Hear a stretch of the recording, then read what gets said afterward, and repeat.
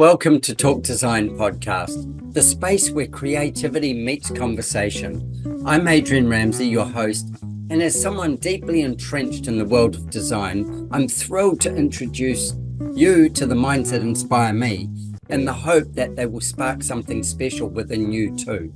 From a design past crafting women's swimwear to pushing the boundaries of performance sportswear, from mountaineering to international yachting, to implementing systematic innovation solutions that transcend boundaries in aerospace industry.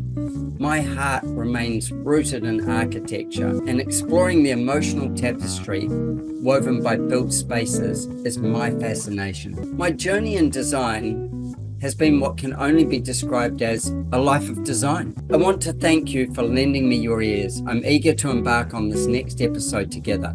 And for those of you who prefer to watch and listen, you can catch this episode at YouTube. That's youtube.com/@Talk Design Podcast. My guest on Talk Design today is Brandon Jorgensen from Atelier Jorgensen, which is an architectural firm, I would say based in San Francisco, but it's based a bit more widely than that.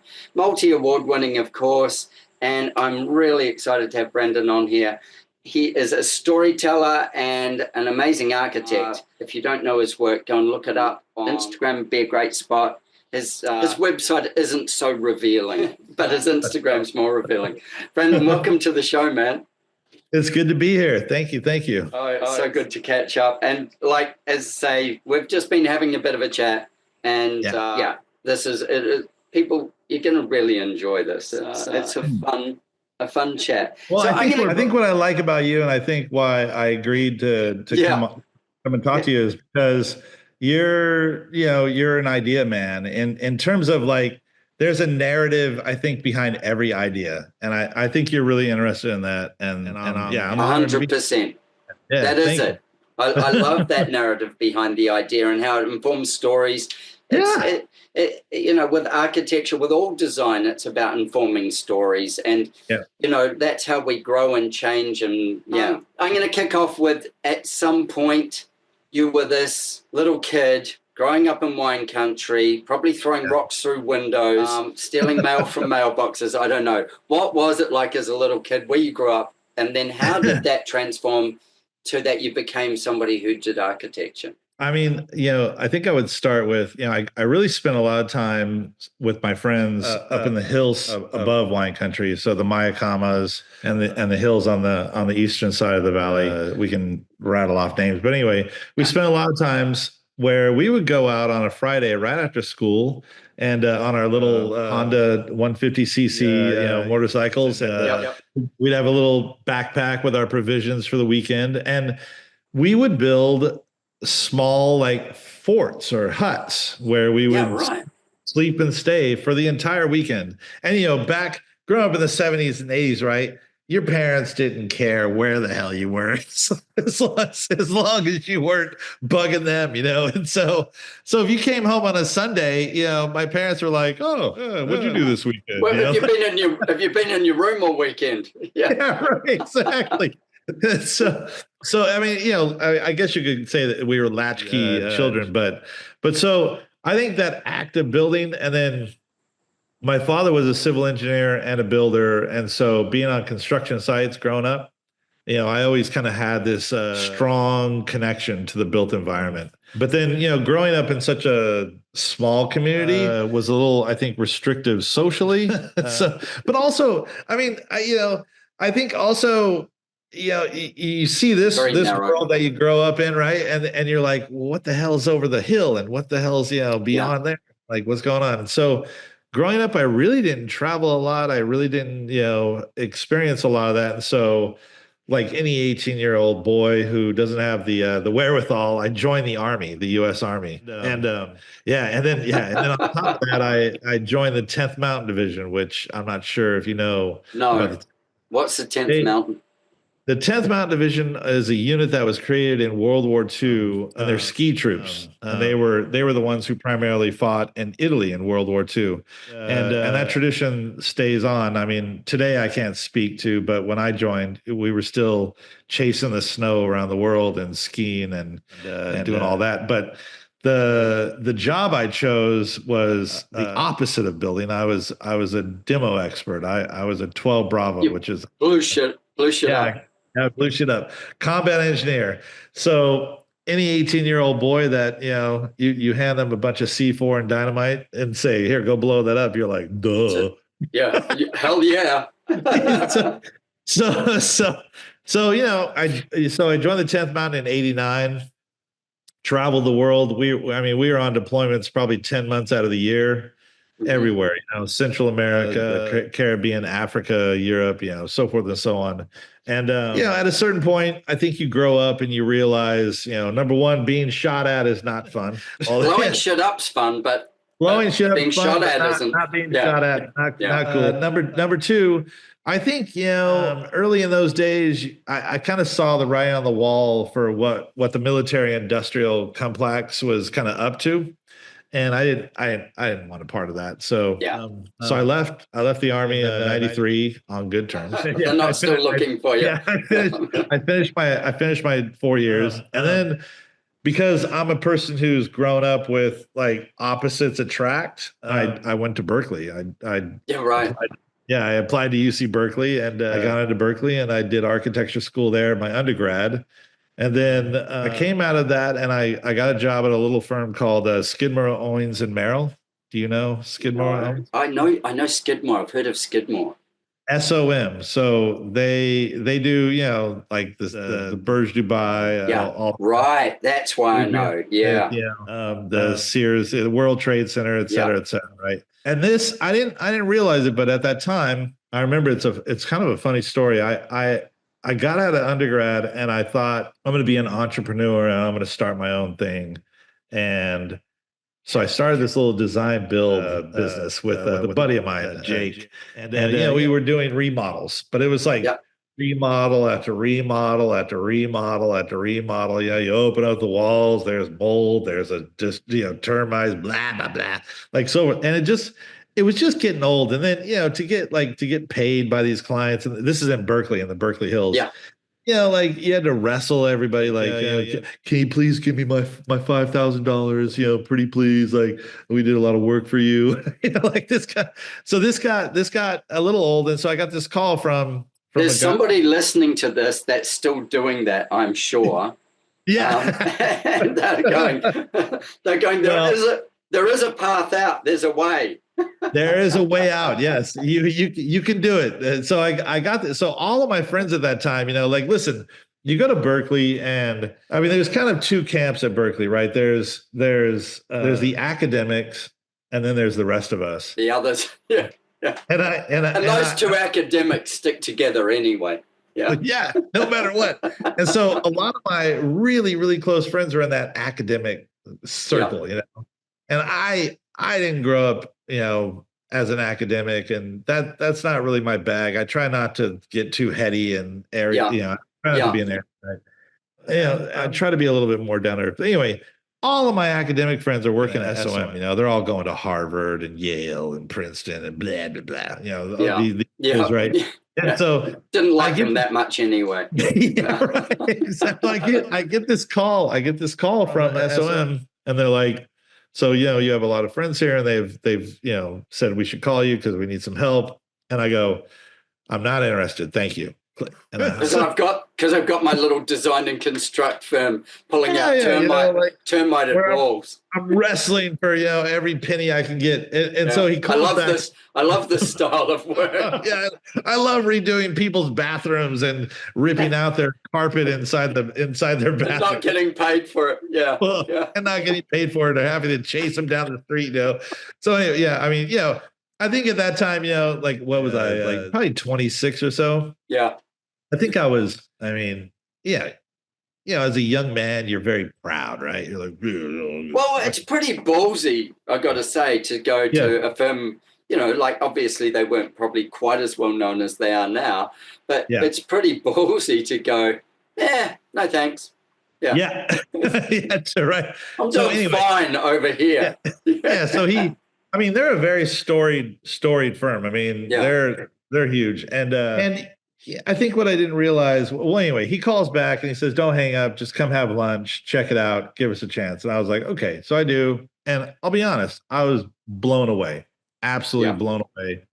And they made me an offer I couldn't refuse, which I think at that time was like, another lunch. $46,000 a year. I was like, I'm gonna buy a car. And buy a bed. I'm gonna buy a bed first and the car second. Oh man, it was bad. So, but anyway, what I really learned from that experience is that the people there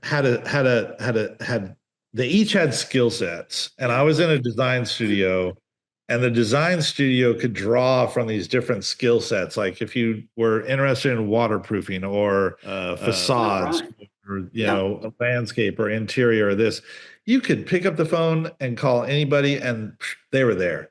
And And so I was there for 4 years, and that was really, in my opinion, that was the real graduate school. I learned so much from that place.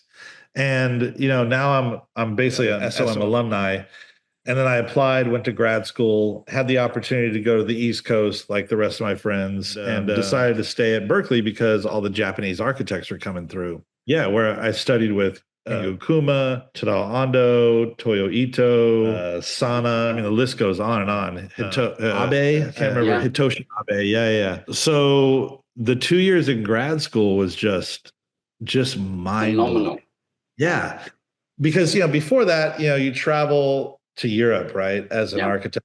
Yeah, and you're like, okay, I'm going to see a whole lot of old buildings. Yeah, right. And, not that there's anything wrong with that, but you see a whole lot of old buildings, and every space that is available or is made available, even in cityscape, is so controlled. Everything, I was saying to somebody just yesterday about you've got to hand it to cities like London and Paris where they allow these amazing new structures, the Shard and the Gherkin, and these amazing new structures, and they're creating the future while holding on to the past. So which is something to say, but I think up to that time, I think most of my education was Eurocentric, and then I was invited to Japan. Everything changed. I mean, it's like, I don't know. Have you been to the Alhambra in Spain? No. In Granada.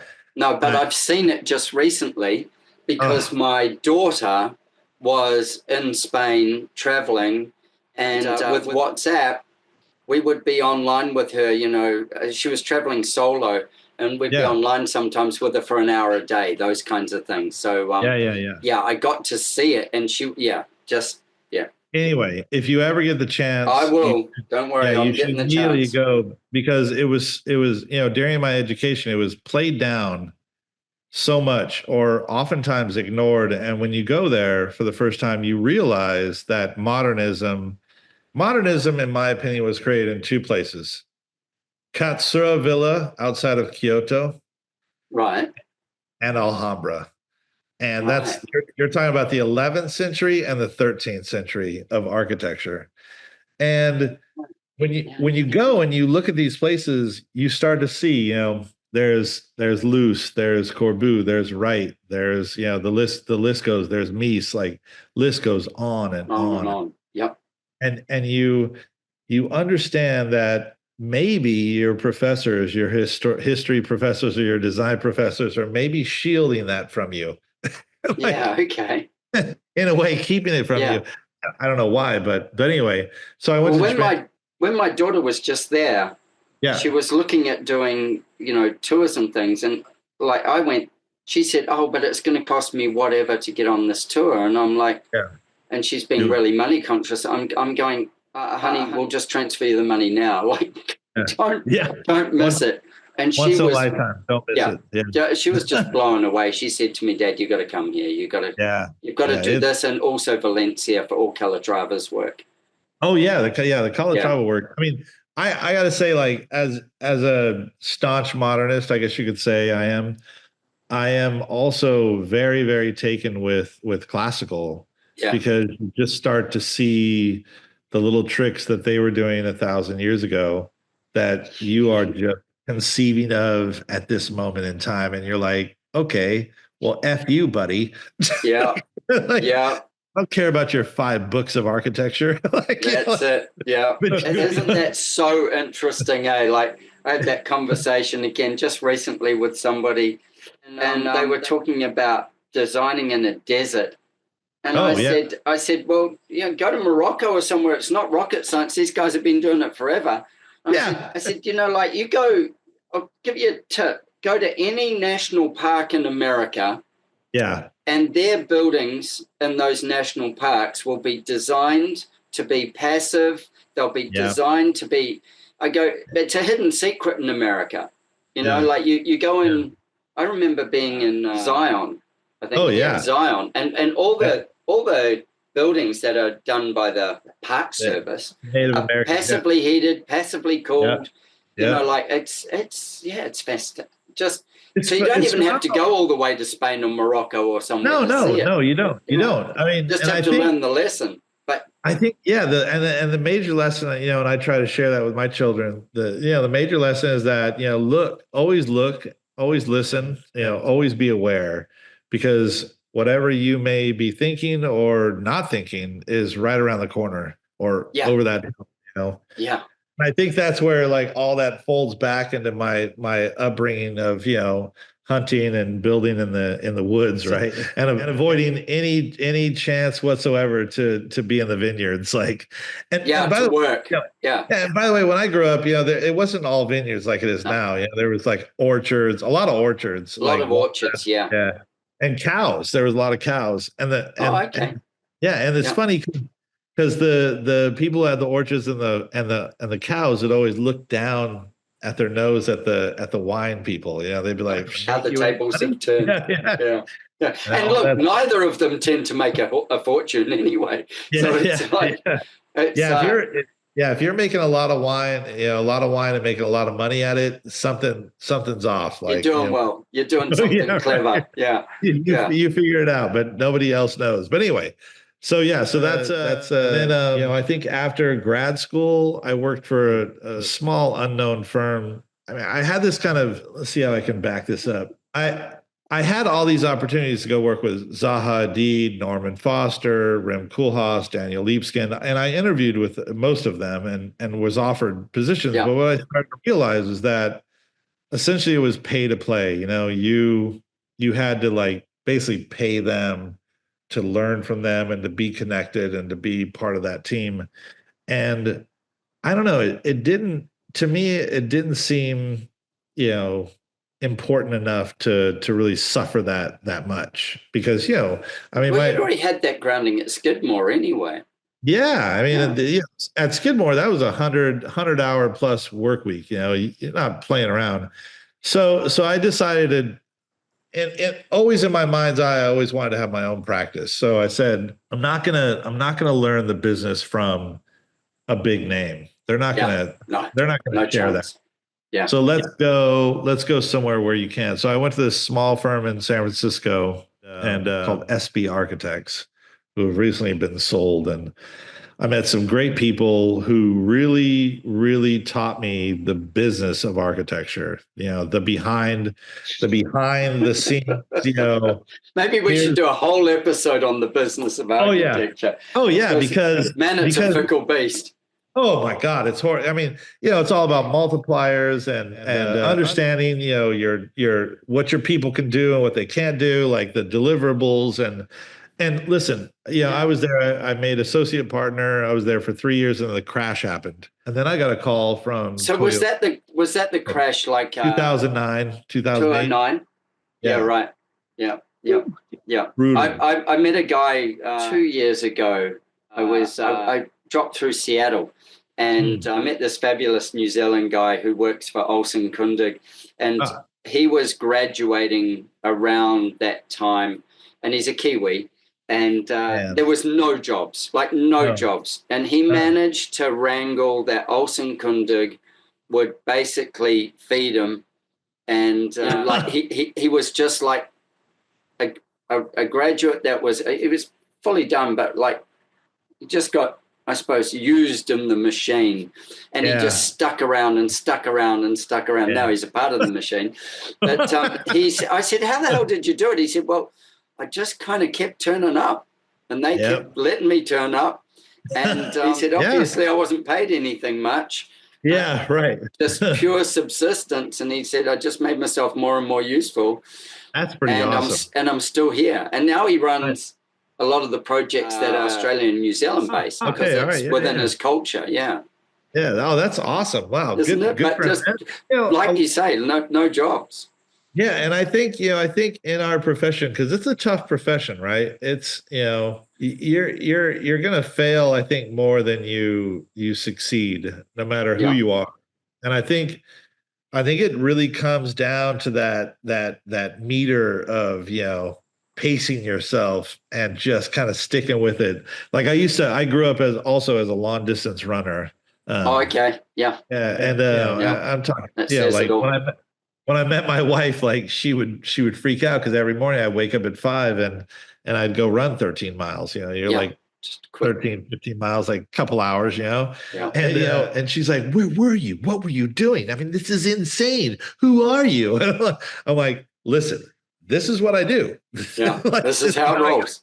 This is how I get my head clear, I was about to say you don't want me around if I don't do it. Yeah, it's true. Yeah. And so I think one of the things, and the runners out there can understand this, is that running, I mean, you surf. I've been a runner, but I've been a runner as well. Yeah. And so, but I surfing is really kind of like this too, right? Even though maybe the surf ride is like shorter than a long run, it's all about pacing yourself and finding that sweet spot and staying there and carving. Yeah. And also the paddling. The paddling's the running. The paddling's that. You work up to it, Yeah. And that I think, if you understand those phases, right? The phases of a long run or a surf or even skiing similar, skiing or like a long run. The same way, then I think you can use that as a framework for the rest of your life, and especially for an architecture career as well. And so it sounds like he's got it figured out. I think for me, I had to be on my own because I just you get in that corporate environment and it takes a piece of your soul. It does. You sell out. You sell to the devil. I know. My years in clothing design, I worked for little companies. And I freelanced a lot. And I know when I went to corporate, my reason for going to corporate, which was New Zealand's biggest clothing company, was they can open doors that would never be opened otherwise, and within like a year, I went from running it in New Zealand to being then working for the international side of the company and then on and on. And I remember sitting one day, well, I was in Hong Kong, and we were about to go and have a meeting. I was told we were having a meeting in the morning at the Hong Kong Shanghai Bank, and I'm like, oh yeah, like this. And I walked down into the foyer with my bag, and I've got a bunch of drawings because I'm the one who's done the design. And my Ron, who was my CEO boss, he's like, "What the fuck are you wearing?" And I'm like, "Oh well." And he goes, "Go back upstairs and hurry."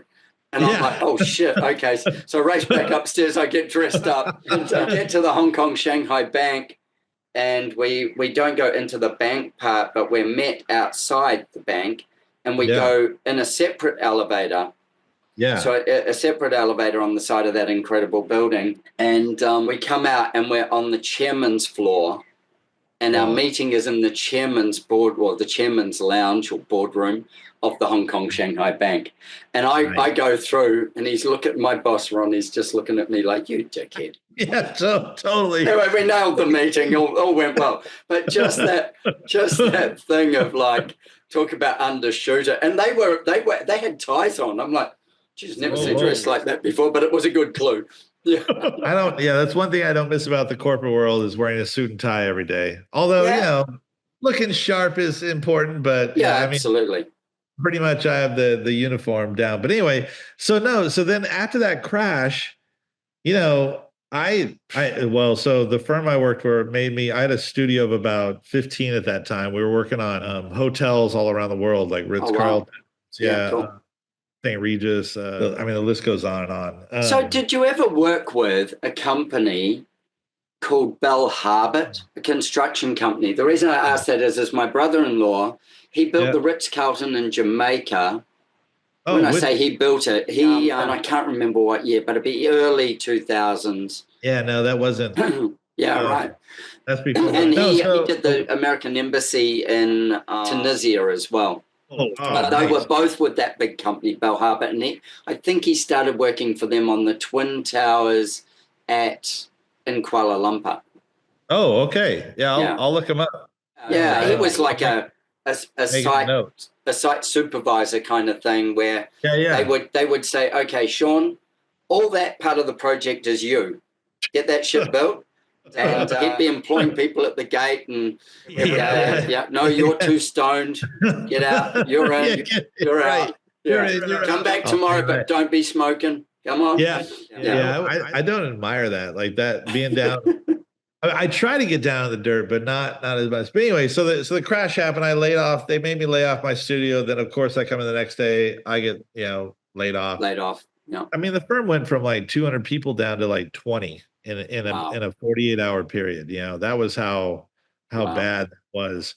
And so I came home the day I got laid off, and I think I was at home for about 3 hours, and I get this call from Japan, and it's Toyo Ito's office. And Ito-san, says, Brendan, it's been, a long time. We're starting a new project in Berkeley, the Berkeley Art Museum. We're working with a local architect, and I would like you to be our design, like basically, liaison. And I was like, in my head, I'm like, oh, thank God. I got a job. Like, oh my God. Because I just had a daughter. We're gonna eat this week. It's like, I was like, and so, I mean, I think I started the next week, and we worked on the Toyo Ito's version of the Berkeley Art Museum for about 2 years. Wow. And that was one of the most amazing times architecturally for me outside of SOM, because every day we were inventing details and inventing ways to do things, even sets of drawings. I mean, the drawings that we put together, there's something like, I think 2,500 pages for that building, just to the 100% design development stage, which is where it stopped. And then, Diller Scafidio went on, and I don't care how public this is, don't edit this out, but I think their building sucks. Like, I'm sorry. That goes like a bit of controversy. That's to Renfro, not to Liz and Ricardo. Yeah. Point being is, and that's not negative. It's critical. Like, I think they didn't understand the site, and that's a really important thing for me. But anyway, so I finished that, and the project gets put on hold, and then I get folded into this firm that is doing kind of I don't know how to say this politely, just work that I'm not very excited about, right? Sort of similar to the renovation work you were doing when you turned down. Like, so I'm full circle back. But I knew I was getting a paycheck.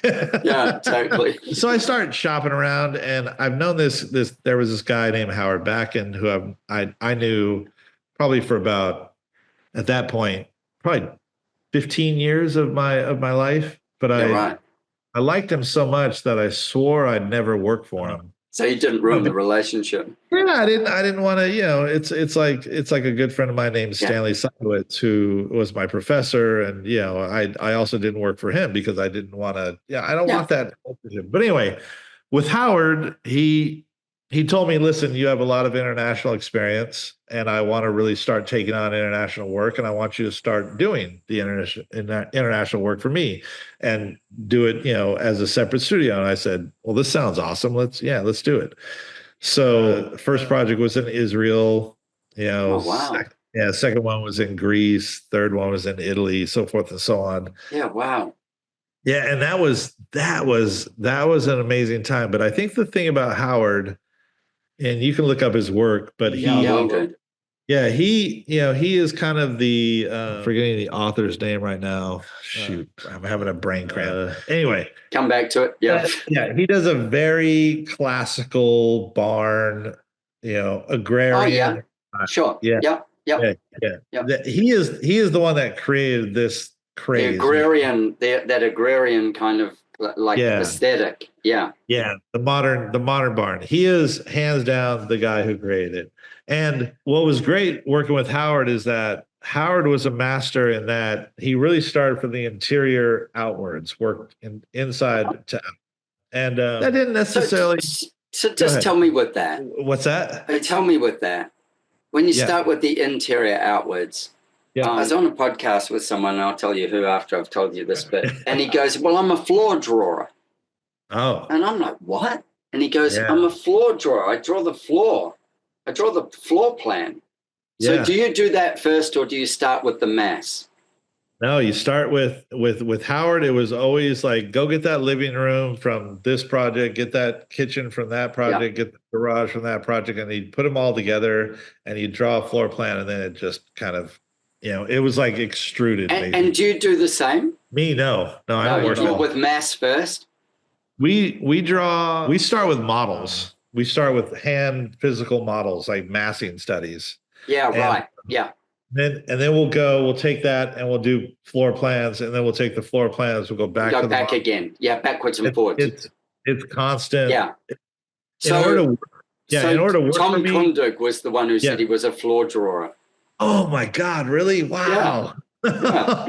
I'd never heard the term before. I'm like, what? And I said to him, like what? It struck me.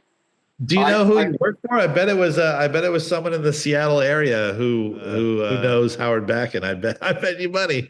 Yeah. Oh, yeah. Maybe. Yeah. Well, Tom, he said I'm a floor drawer, and I was like, that's how I think in two parts. One is my mass, and then I think of my floor. And my mass is all to do with light and air. It's like how's this thing got to fit within the landscape or on the landscape or whatever. But then I'm like the analytical part of where's the kitchen, where's the bathroom? That kind of overrides that next piece for me. And then I'm backwards and forwards. But really funny.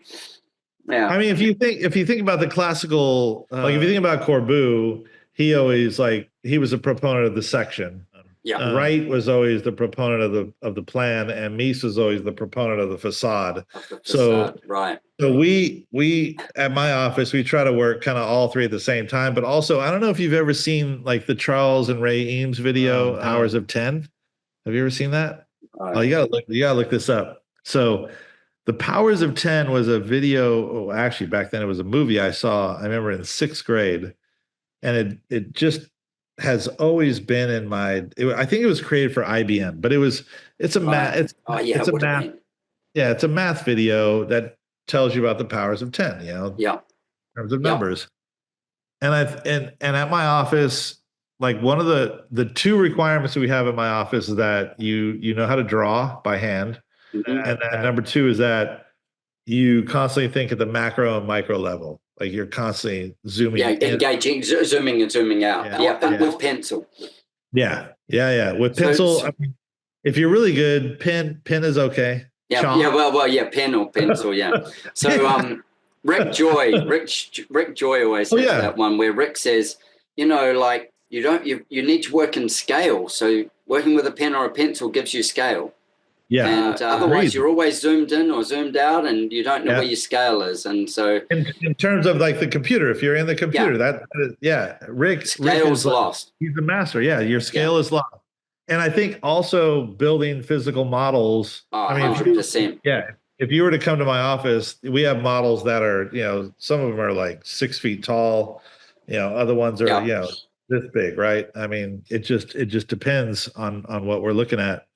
So that iterative, I mean, I hate for lack of a better word, that iterative approach is I think fundamental to how I love that. Yeah. And also that piece of, and Howard, he would start with that floor plan, but then he'd make it agrarian when he finished, or as he finished it. So he had the other here, whether he's expressing it or not. Oh yeah, he could. I think that was the thing, is he could always see it. Yeah. But the other thing I learned about Howard too, and this is no critique of Kundig, but a lot of architects, I think, in plan, they don't understand transition. Mm-hmm. I think Howard and the classical, right? If you look at, like, let's see, I'm trying to think of a classical architect. Anyway, if you look at it, like if you looked at a cathedral in floor plan, an old mid cathedral, it's all about kind of transition, right? Yeah. Axes and these kind of things. And I think that's the other thing that I learned from Howard was about proportions. Axel Verville is who I was thinking of. All right. Yep. He is like really good, and Vincent Van Dyson, and these two I admire their work strictly from the sense that they are really, even though you see their floor plan, and Peter Zumthor a little too, there are proportions to the space, there are axes, and it seems that that's conceived first, and then they play with the light and the materials after that. And so that, like, for instance, one of the big pet peeves I have about Kundig's work residentially is that the bedrooms and the bathrooms and the kitchens are just, I don't know, there just doesn't seem to be much thought that's put into it. And believe me, I have a library of about 4,500 volumes. Yeah. And I have everybody's books, and I look and I study and I see, and that's my critique to them. But every once in a while, you'll come across a Kundig project where here's the thing. This is why my office is so small. I think that Kundig has grown so big. Oh yeah, 200 plus. Yeah. Yeah, that I think maybe his hand is not always involved in the work, because you can tell. That happens a lot, eh? Like I like Ray Carblow from BCJ is. Oh yeah, Winsky Jack. Yeah, BCJ. He's a mate of mine, and like Ray, you can see, like, when I talk to, say, somebody in one of the other offices, they're kind of like little satellite offices. Yeah. BCJ, the way it's built up, and each office does what it does, almost as a separate unit, as opposed to, like, say, some firms, and I can think of lots of them, but they're big firms like Olsen Kundig, where they're a big firm in one space, and it's like a big organization that's turning, as opposed to little but small organizations that are, I want to say reactive. Yeah, they're reacting, but they're close and tight. They are, Yeah, the conversation's only two people deep. Yep, I agree. I mean, someone like a Norman Foster or a Renzo Piano or an SOM, things are more consistent. And I think that's probably maybe a problem with Kundig, is that they don't understand the scaling up of work. Yeah, maybe. I don't know. But anyway, that's one of my biggest fears, is like to become so big that I can't touch the project. And then that brings me to the reason I chose residential, is because I can get my hand on every single part of that project. And the people are in touch as well.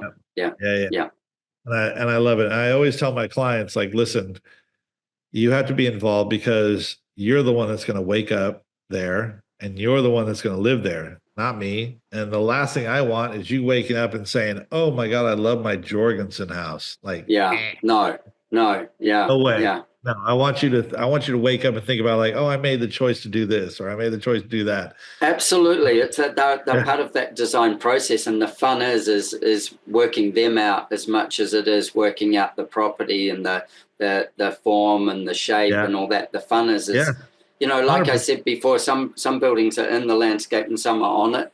And I did a house for some people, and he's like, I want it when you drive into my driveway that you see this thing. It's got to sit on top of the hill, and I want it to be seen. And I'm like, oh, okay, we could drop it down on the side. He said, not my house. And it's got forest behind it, so it's not quite like that bold. I've had a few clients where it's like, no, we want to see it. And I go 100%. That's what they want. That's what it matters to them. How sensitively you can do that, you wait and see what happens with the design. But that's them saying, I want that presence in the space. Right. Okay, cool. Yeah. Whatever. They're not in England, so they can build above the skyline. So, right. And at the end of the day, we're a service industry. You know, we provide a service. So this is what you want, fine. But I don't, like I've worked with, so from like about 2018 to 2020, I worked with Kanye West and Kim Kardashian. Oh, really? How was that? Yeah. On this really kind of awesome house for them. That was 400 feet long, lifted up off the canyon, Stokes Canyon, which is part of their property. And for whatever reason, it didn't go forward. We don't need to get into that. But what was it like working with that sort of A-list celebrity? Yeah, that's the thing is with this kind of, two powerhouses, right? Yeah.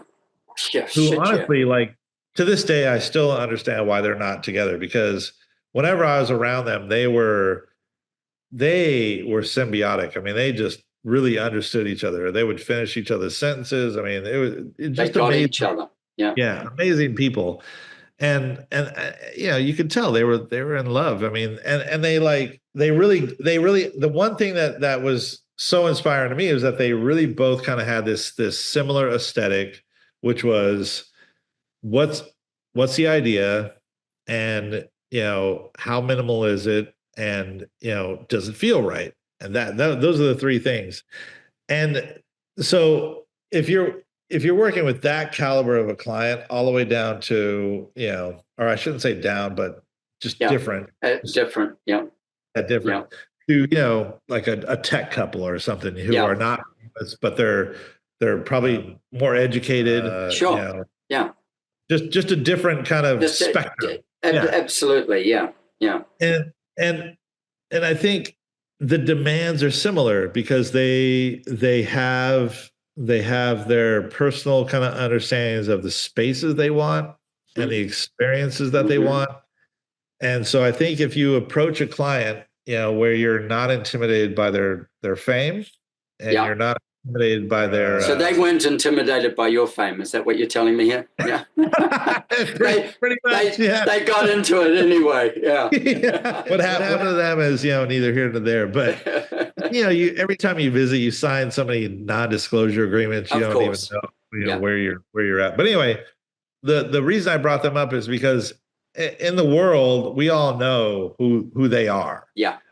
And that power of who they are, I think, influences a lot of the context around them. Yeah. And you end up with, primarily sycophants, kind of around them, just telling them what they want to hear, and, just saying yes all the time. Until along comes Brandon. Yeah. There's a few of us out there who say, listen, you put your pants on also, you go to the bathroom.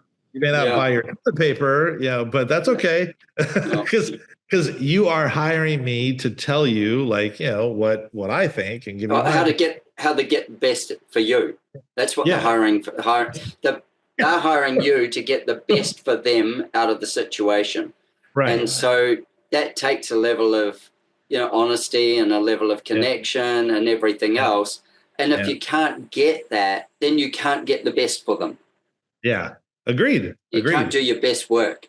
Yeah. And they're not going to end up with the best result. And I think that's a major disconnect with clients, is that oftentimes, I think because they're writing you a check, they don't feel like you're their agent, right? They start to second guess your agency, and that you are actually going to bat for them. And that, I think, as a practitioner who's, approaching 16 years of being in practice, that's my struggle right now, is making sure that my clients understand that I am there for them and not for anything else. Do you know Jeffrey Dungan, Alabama? No. Dungan? D-U-N?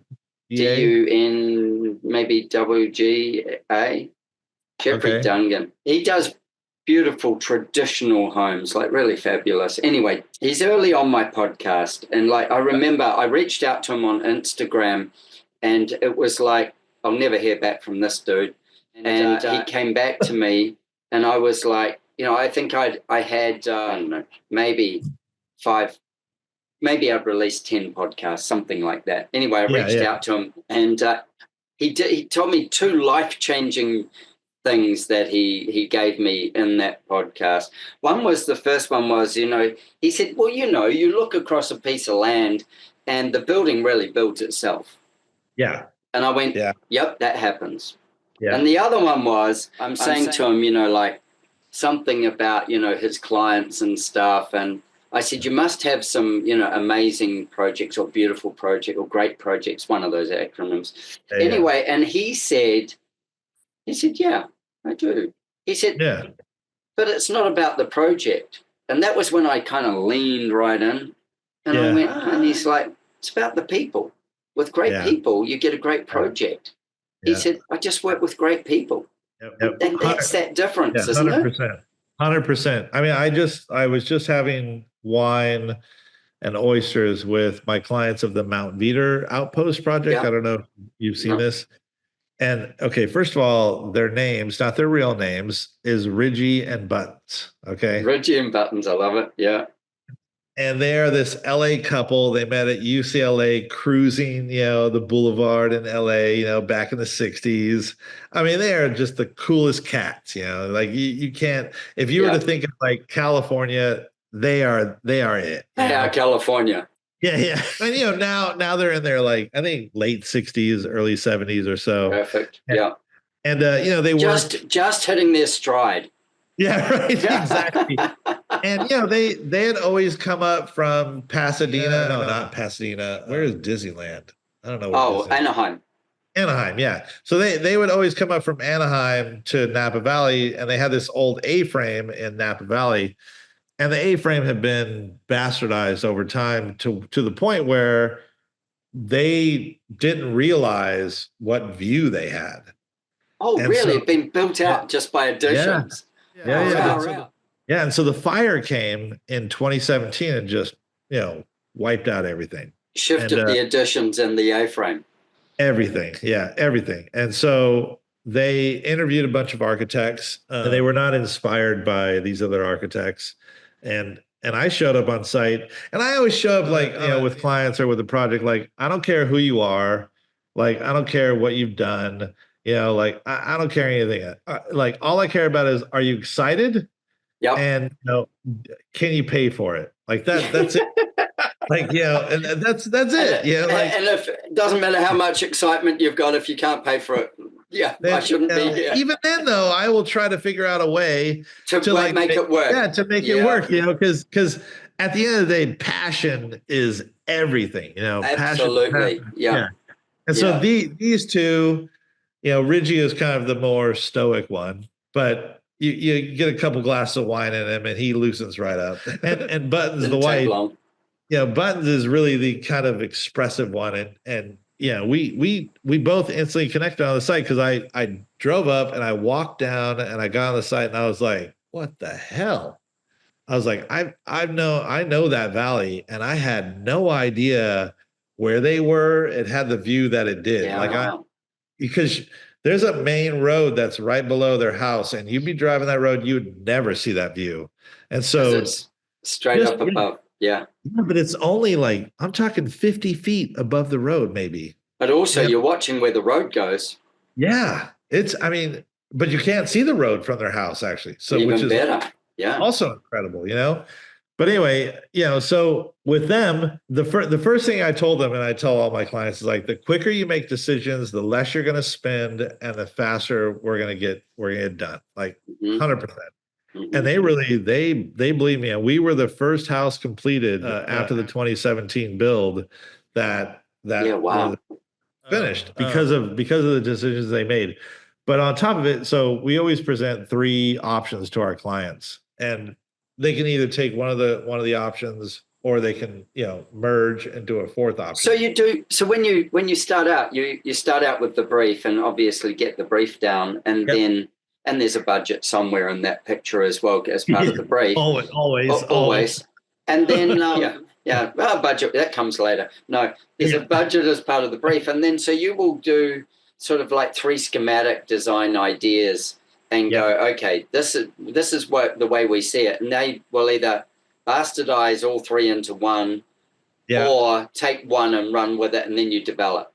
Yeah, correct. Yeah. Okay. And for them, for them, we by the way, I think at that time I had, I don't know, maybe 5 employees. I can't remember. Yep. And we all jumped on this project because it was the first project that came out of the 2017 fires at that time. And we all jumped on the project. And the first thing we were thinking is like, it's resilient, it's going to resist the fire. Mm-hmm. These are the strategies, blah, blah, blah. So we diagrammed all that stuff up. And then we came up with 3 completely different options. Mm-hmm. And one option was like kind of a stacked, option. Yep. The other option was just kind of this bar that was like 3 stories tall. And then we came up with this courtyard option with the roof that kind of goes in to collect the rain and all this kind of stuff. And I met with them, and 5 minutes into the meeting with them, and they go, buttons. She points at that option. She's like, that's it. I was like, but I haven't told you how it works. Oh no. And they were both like, this is it. And they were like, how soon do you think you can get a permit? I was like, holy my God. But we rallied, and we were in construction 6 months after, from the time I met to the time, we went through permit and everything. Phenomenal. And that was all because of them. That there was all them. Yeah. They must have been good decision makers along the way as well. You know, like you can give them, like you said, you're giving them options, and then they've got clarity, and they'll listen, and then you can move it forward. Yeah. Yeah. 100%. And then the other amazing thing. So we, on our residential projects, I try to be on site every day for most of the day. If I'm, traveling to different sites or whatnot, we design, I call it design manage, not construction management, even though, we will work with our builders, very closely, but like on my projects, there is no such thing as a request for information, and there's no such thing as a project book. I mean, none of that. It's all face-to-face, and it's all hands-on. I mean, if there's a detail missing that I haven't thought of, I will sketch it on the property. If I have to. I do a similar thing. I if I'm there and I've got either my, like pad or whatever, I'll sketch something. And if not, I'll say to them, if I'm not there and they go, hey, we haven't got a detail for this, I'll say, send me a photo. Okay, send me another photo like this angle. Yeah, send me that. And then I'll draw on my screen of my phone. I'll draw it and I'll go, there you go. Will that work? This is me back on the phone. Will that work? Could you use that? Okay, cool. Yeah. What are the outcomes? Okay, great. Tell me the measurements just so I've got my shape right. Okay, cool. Yeah. Okay, so then I will stop and draw it properly, but not properly, not in the computer, on a pad and measurements, and go, okay, that will work. But I know they can go ahead. Yeah, and that's if you think about the history of design and building, right? That's what the master builder. Oh, you got a bug. Some bug flew past. Yeah, it's Australia. Yeah, man, there's bugs everywhere here. This is littered with them. But if you think about the master builder, that's what they did all day long. And that's the way we operate as well. That's in that true kind of classical sense of being present and communicating. Yes. And then, listen, go ahead. Oh, I was going to say, this whole thing of an RFI, and then, going back with this, and it's almost like it's a billing mechanism for the client as opposed to what's needed. Like I say to my builders often, a very similar thing. I say to them, when I'm drawing the place, I've got the builder involved normally because it never really goes for tender. And I go, how do you want to construct this piece? What are you going to do when we get to this bit? And they'll go, oh, well, I'm thinking that we'd probably put it together this way and this way. I go, okay, cool. And then I'll take that conversation to the engineer, and I'll go, this is how they want to construct it. And I know the aesthetic it's going to give. I know how it's going to kind of work. And then I'm like, okay, if we're all on the same page, great, we'll construct it that way. Because at the end of the day, they put their damn license on the thing. Correct. And the fastest way back to me is to go, well, he drew it. I'm like, no, we drew it. I've never thought about it like that. I mean, I've I've been raised up in the industry where basically like every sheet is a legal document, to think about it in a litigious way. And I've been sued before, like, and I always I think the most annoying thing about being sued by clients who you were super close with is that if they would have shared, way early on what they were really thinking and what they were really worried about, we could have avoided all that. And that's another thing that we do in my office really well nowadays because of those earlier things, is that we have pretty much a five tier screening, really? process. Yeah. In order to an application process. Yeah, pretty much to vet the clients, like, because I love that. Too old to deal with messes. Well, I was doing a talk from stage to a bunch of builders. Big bunch of builders, a thing called the Association of Professional Builders, they're a coaching network. And I was just saying, I said, you know what, the whole talk will be builders shouldn't be designers and designers shouldn't be builders. That's where I'm going to come from. That's my start out point. And so if you don't agree with that, you're not going to agree with anything else I say. So just sit with it. And that's how I started it. And then I said to them, there was one point I go, so in my practice, we might do somewhere between, depending on what we're doing for clients, but we might do 4 to 6 projects over a year. Yeah. And good. With that, one project, let's just say it's 4. That would say that over the next 2 years, I'm going to spend about 6 months with these people. That's how much time is going to be allocated to it. Won't be necessarily, but just say. And if I had to turn up to someone who's an absolute shit, for 6 months of my life, no thanks. No thanks. No thanks. I'm out. And so that point about making sure there's magic between you and your client, making sure that there's this understanding and that you get each other and that they get what you're doing and you get what they want. Vetting that early. Is key. And then trust is like, that's the other thing, right? It's almost like, you're dating a new woman or a new man or whatever. And, you don't know them and you're going to get to know them. But the thing you have to understand is that you're taking this trip together, having just met, and you have to trust one another and they don't know what they don't know about themselves, even because they haven't been through the process with you. Right. They're an educator. You're learning them and they're learning them as well in that sequence. And I have a thing, if you don't follow my process, that means I'm following yours, and that means you won't get the house. So let's not do that.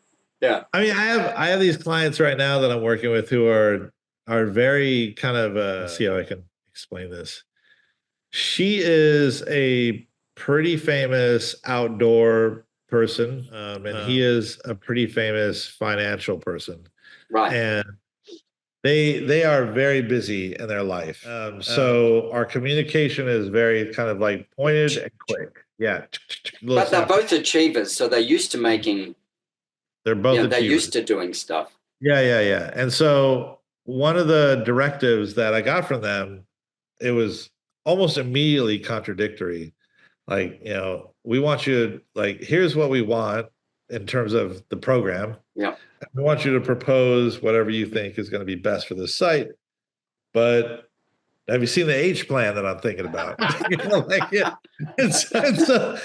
And we have all this up in our office because, everybody has Pinterest boards nowadays and all that stuff. And we're looking at all of it and we're like, oh, they want the H plan.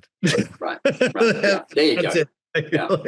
So what are we going to do with the H plan? How are we going to shift that, make it look good? Yeah. But I mean, and I'm not ready to reveal it yet. No. I can share it with you. Next week, we're supposed to present. But we're doing this scheme that is like kind of almost all roof. Like there's there's almost no gone back to the A-frame. Yeah, but the A-frame is kind of lifted in an agrarian way because if you visit up here, I mean, Petaluma, Sonoma is big for like poultry. And look at gotcha. Yeah, the old poultry barns are the old poultry roof. Yep. Yeah. Yep. Yeah, and so that was before they went free range. That's barn laid. Yeah, exactly. Exactly. But anyway, I'm rambling on. So what other? I think that part of it's fascinating. Like you can see from that client that's where they're trying to head to. They've got this. They may not even realize it. Yeah, they may not even have seen that that's who they are, or that's what they're constantly coming back to. Like I find that really fascinating. That somebody shows you a picture, and I say to them, okay, so what do you like about that? Sure. And correct. What does it feel? What does that make you feel? Anyway, they'll show me a picture, and I'll go. The first thing I do is I look at the picture and I go, I don't know that their budget extends this far. That's an expensive picture. And then the second one will be, because nobody brings you a picture of like a really average house. They bring you something that's always like at the top end of town, but they bring you a budget that's not always at the top end of town. Yeah. So then from the picture I go, okay, what do you see there? Do you like I might pick the skirting board. Or do you like the handles on the whatever, if it's an interior or if it's an exterior? I'll go, do you like that window trim? And they kind of look at it and go, oh shit, there's a window trim. And so then I'm like, what they like is the whole thing. Yeah. But if I have to get them to start really pulling it apart, what is it that they're liking? Do they like the way those windows are shaped? Do they like the way that roof shapes? Is it a paper dart? Is it what is it? That they're liking, the light, or is it the tree shadow that's on it? What is it? And that informs. It's a bit of a game in my sense, because it informs what they can see. Yeah. And when I say tell me it, I can see what they can see. Agreed. And like all clients, I mean, what I've experienced, I think with the residential clients, if they're building a house, let's say it's their first house. Because I work with a lot of clients who are on their second, third, fourth, fifth houses. If it's their first house, they have put a considerable amount of time into thinking about like how I want my kitchen, what I want the bathroom to be, like, and I think that, to me, like, so I've had the opportunity, and I have worked with the people that have like the infinite budget, right? Yeah. And part of me really kind of there's a place for both of them. Agreed. Yeah. I like a budget. And I don't care if you're I don't care if you're a billionaire. I don't want to spend all your money. I want to like do something that's really cool for like the lowest cost. But anyway, the first time home buyer or home builders are often the best, because it's really the first time they've done it, and they're really engaged, and they've really put a lot of thought into it. And I think that's the time that, you can extract a lot more. Yeah.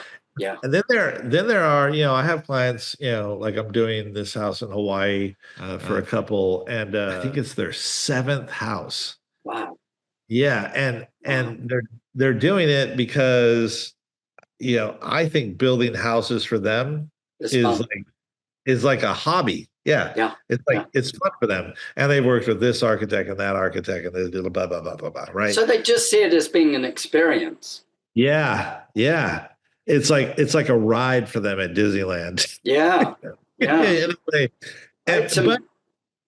they're engaged. But not as engaged as that first time home builder. Like, I had some clients a couple of years ago who bought an apartment, and anyway, they'd moved from Sydney to the Sunshine Coast, and they travel a lot. They bought this apartment, and somebody introduced me to them, a friend of mine, Jack, and said, look, you might be able to help these guys out. They're talking about doing their kitchen and whatever. Anyway, I said, oh, okay, cool, go and see them. I go and see them, and I said, what are you trying to get to, and they said, well, this apartment's pretty daggy, and we really think that it should be done. And I'm like, right. And I said, well, so what kind of money are you looking to spend? And they said, we don't know, whatever it takes. And I'm like, what does whatever it takes mean? Yeah. And they were like, well, we don't want to give you a budget. We just want you to come up with what it could be. And I'm like, okay, I can do that, I suppose. And then they were like, oh, and we're going away in 2 weeks for 6 months. Oh my God. And I'm like, whoa, hold on a second. So I've got to get to know you in 2 weeks. Yeah. And then I'll just be liaising with you while you're away. And they went, no, we just want you to do it. And I said, what do you mean? Oh, so I'll send you pictures, I'll send you selections and all these things. And they're like, no, we want the surprise when we come home.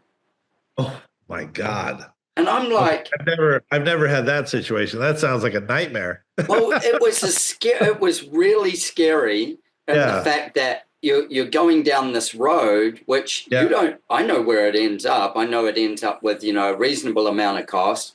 And I know it ends up with some bits and pieces. Anyway, one of the things they had a reasonable bit of, not a lot of art, but some nice pieces of art.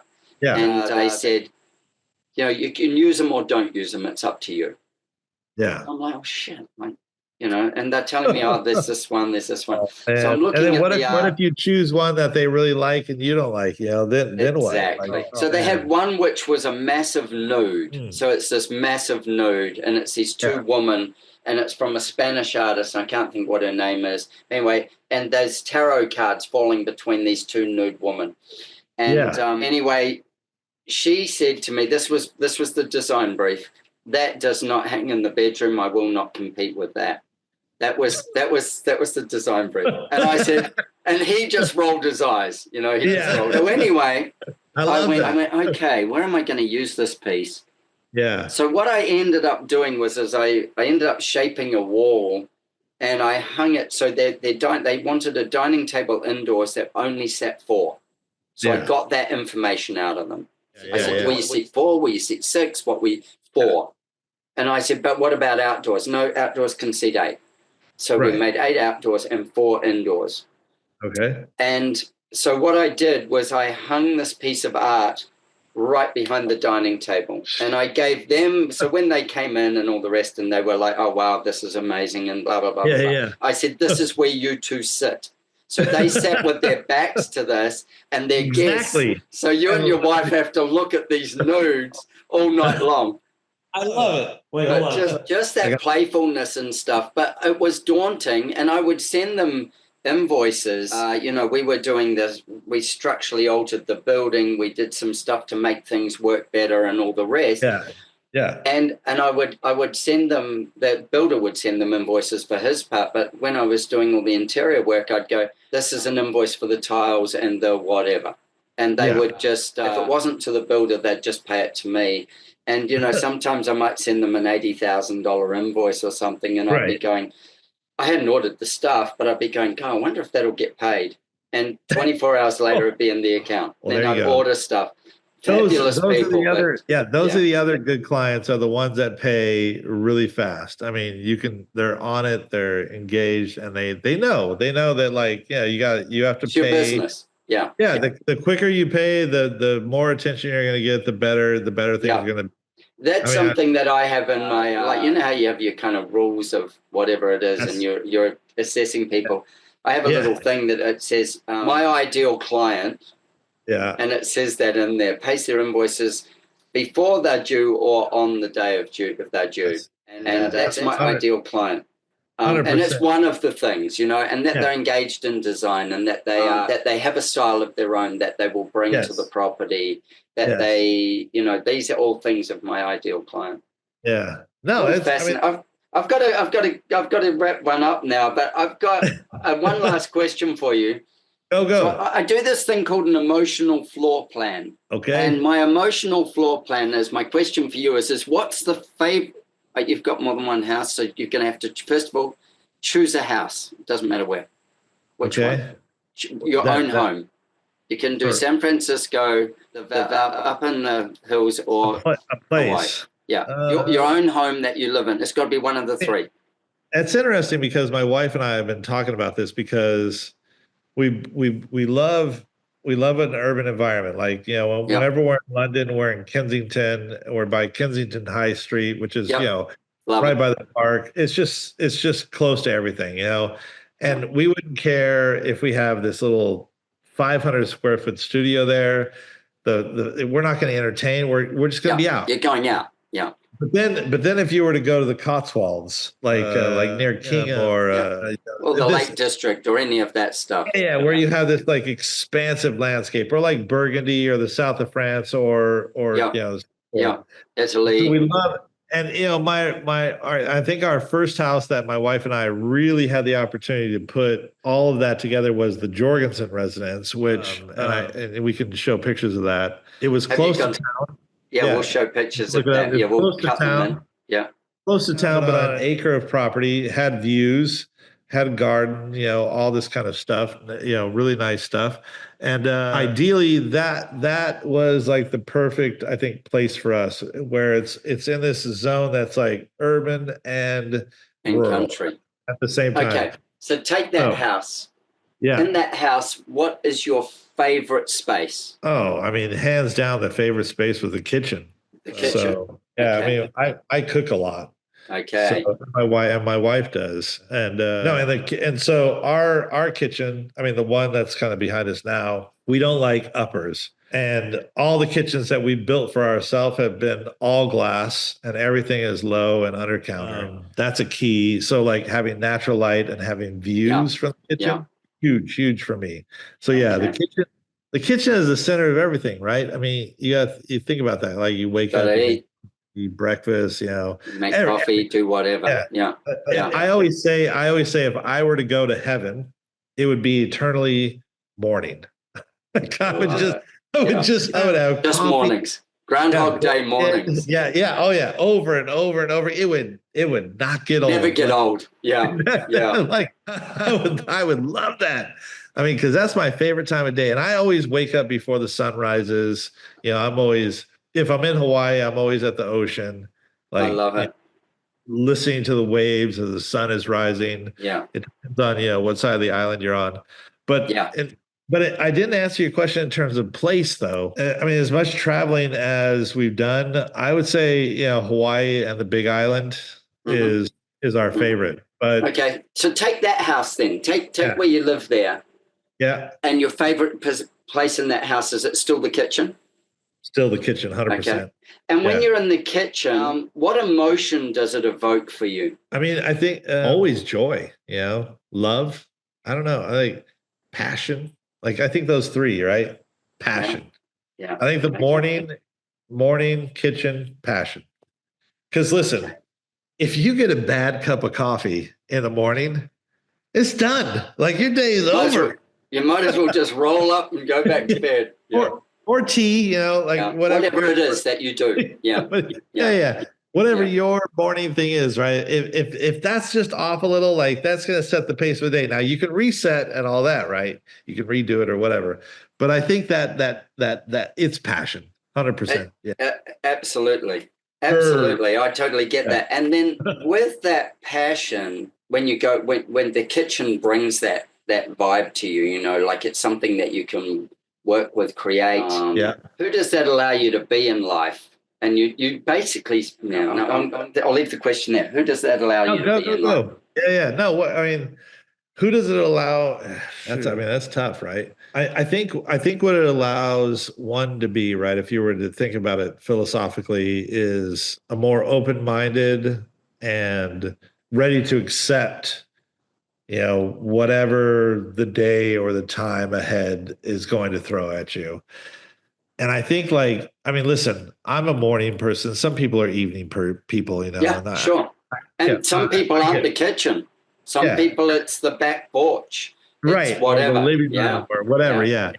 But I think, I've always equated cooking to architecture. Yeah. And that, you're preparing something that you take in and you process, and it's part of an experience. And eating, I think, and preparing meals is like it's totally architecture. It's totally 100%. Right? 100%.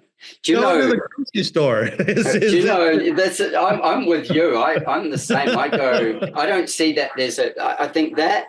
And I can cook, but I'm not a songwriter. But I reckon people who compose music is the same. Yes. I have the same genre. Yeah. A good friend of mine is a pretty famous musician, and he lives in San Francisco with his wife. And he wakes up, and his guitar is is right next to the bed, and he'll just start playing right away. And that to me, like, that's his breakfast, and so whatever your passion is, I think, I don't know. I'm with you. This is why we have an emotional floor plan. And we do this room by room, but with it, like I go, so if somebody knew that about you, then the first thing that needs to be considered in whatever your design is you told me already, the kitchen always has a view. It never has overheads. It's always big glass. It's always natural light. It's a place of a bit of theater. It's a place where two of you work together. So you come together in that. All these things start to inform what the design would be. And then it's the passion. So it needs to function. If it didn't function well, if it was just pretty, you'd be like, get me out of here. Yeah, what's the point? Like for instance, I mean, just to bring Kanye, and we'll just say Kanye. We will exclude him out of this. But his big thing with the kitchen was that it was never functional where he was. So there was always a back of house.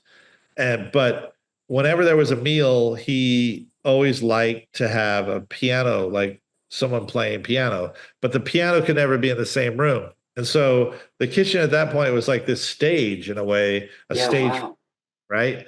And everything else was happening in the background. And that was, I mean, to me, that's the same. You may not be cooking, but you're in that space, which is like this ceremonial, passionate space, right? And it's like, fine, let's do it. Let's make that happen. And there's a point about being really present in that space. Yes. That's 100%. The other thing, and that's you as 100%. Well with it. You want to get there and you want to be all there. You don't want to be halfway somewhere else. You want to be all there. Yeah. Agreed. And also, I think, especially in this time and age, really the kitchen and the dining is, kind of it's become the center of the house, whereas maybe the fireplace, was the center of the place before. The kitchen was really 20 years ago, it was probably the TV, and 50 years before that, it was the radio. And information sources running around with us in our pocket all day long these days. So the kitchen has become this focus again. The other thing that I see in trends with that is the wellness center is this massive, trending thing. And it's like mental health time in the sauna, so having a space where you go and close the world out and talk and stuff, but you're sweating your guts out while you're there, or in the steam shower. That's really interesting to bring that up, because this year we went to Sweden and we went to Japan, and both have, so Japan is the onsen culture, and Sweden is the spa culture, where you do the hot sauna and then you do the cold plunge. First time I've ever experienced that. Holy moly, whoa! You won't forget it. No, never. And we're building our own house right now, and we're doing a pretty extensive remodel at our house in Hawaii. And on the bottom floor is a sauna and a hot tub, and then we're going to have a cold plunge with it.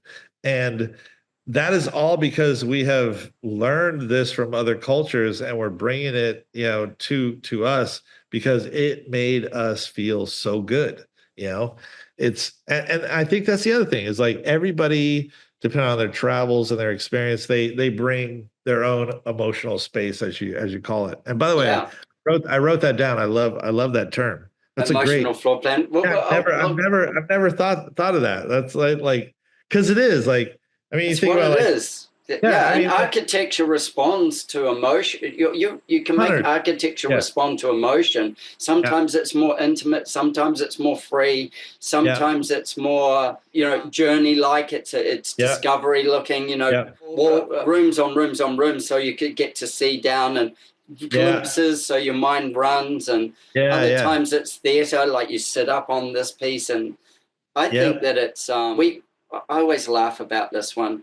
The number of window seats that I have drawn that into homes that people are going to sit and read a book in. Yeah. And there's never been a book read in there. There's been a purse put in there. There's been a cat sitting there, but they never have time to sit in there. But emotionally, I say to them, if you're going to beat yourself up for not using it, I won't put it in. Yeah. But if you're going to honor yourself, knowing that's where you need to feel like you want to be, even if you don't go there, then I'll put it in for you. Yeah, I'm not telling you have to use it, but if you will beat yourself up, let's not put that in that space. Let it go. We'll find something that's better for it. That makes me think of, like, have you ever been to Sea Ranch here in California? Yeah. Okay. I mean, one of the things you notice about the Sea Ranch houses, every single time you're in a Sea Ranch house, there is a nook. It's all about nooks and crannies. Nooks and crannies. Nooks and crannies. And the nooks always like are cozy, but they have this massive views or sneaky views. Yeah. Yes. Yeah. To the ocean or to the woods, whatever. Once you nestle back in there, you get a glimpse, and then you get you kind of pull your head and it opens up. Yes. Southwestern architecture, not Southwestern, sorry, right? Pacific West architecture. You know, that kind of feel of things where I think of Salt Spring Island and those kind of places that have that as well. You know. Yeah, I haven't been there, but I've read about it. Yeah, that's really cool. Anything else? No, that's it for this one. But we're going to do this again. Okay, let me know. I'm gonna get to making dinner. Speaking of the kitchen, no, thank you so much for your time, Brandon. Absolutely amazing. I loved it. I'm going to put you in touch with a few people as well. I've been writing myself lots of notes. There'll be some fun people for you to meet.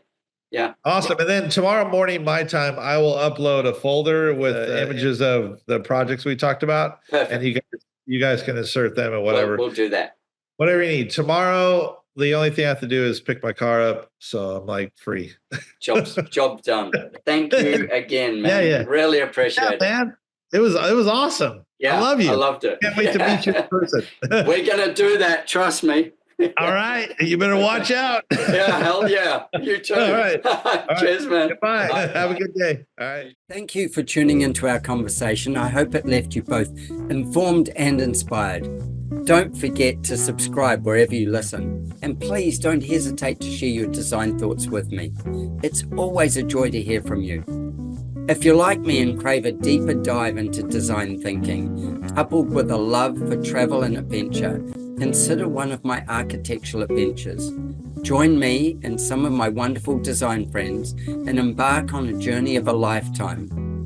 Apply for an unforgettable design experience at adrianramsey.com. With our clients spanning the globe, I firmly believe behind every great project are great people.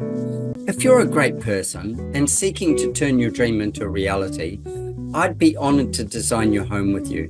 Why not join the ranks of our exceptional clients and let's make your heart sing? Reach out to me at studio@ardesignhouse.com. That's studio@ardesignhouse.com, and let's get a conversation going and make your heart sing.